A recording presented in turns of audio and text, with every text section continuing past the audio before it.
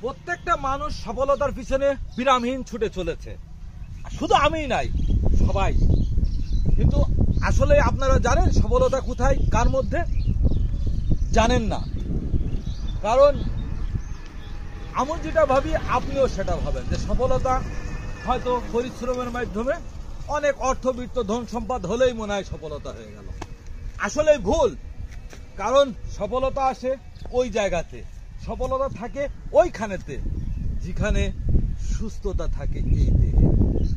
মূল সফলতাটা শারীরিক সুস্থতার মধ্যে, কোনো ধন সম্পত্তির মধ্যে নাই। বড় জায়গা, বড় উচ্চ পদস্থলে উঠে গেলেই সফলতা হয় না। চেয়ারম্যান, মিনিস্টার, মন্ত্রী হলেই সফলতা অর্জন হয় না। সফলতা অর্জন করতে হলে শারীরিক সুস্থতার মধ্যেই করতে হয় এবং খুঁজতে হয়। এক বের ঠান্ডা জ্বর হলেই নিজ থেকে বুঝতে পারবেন, আমার কথাটা অবশ্যই মিলিয়ে নেবেন।